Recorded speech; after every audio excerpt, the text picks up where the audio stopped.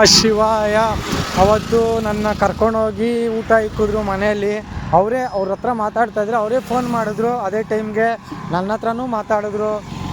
ಒಟ್ಟಿನಲ್ಲಿ ನಮ್ಮವ್ರ ಕೈಗೆ ಸಿಕ್ಕಿದ್ದೀರಾ ಬಿಡಿ, ನಿಮ್ಮನ್ನು ನಾವು ಒಡಿಶಾ ಗಂಟ ತಲುಪಿಸ್ತೀರಿ, ದಿನ ನಾವು ನಿಮ್ಮ ಟಚ್ಚಲ್ಲೇ ಇರ್ತೀರಿ ಅನ್ನೋ ನಂಬರ್ ಇಸ್ಕೊಂಡ್ರು. ವಾಟ್ಸಪ್ ನಂಬರ್ ಇಸ್ಕೊಂಡು ಗ್ರೂಪಲ್ಲಿ ಆ್ಯಡ್ ಮಾಡಿದ್ರು. ಓಕೆನಾ. ಏನು ನಾವು ಯಾರನ್ನೂ ಏನೂ ಕೇಳಿಲ್ಲ. ನಮ್ಮನ್ನು ಹುಡ್ಕೊಂಬಂದರೆ ನಾವು ಬೇಡ ಅನ್ನಬಾರ್ದು. ನೀ ಯಾರು ಅಂತ ಹುಡುಕ್ತಾ ಇದ್ದರೆ ನಾನು ಅನ್ನೋದು ನನಗೆ ಏನು ಅನ್ನೋದು ನನಗೆ ಗೊತ್ತಾಗುತ್ತೆ.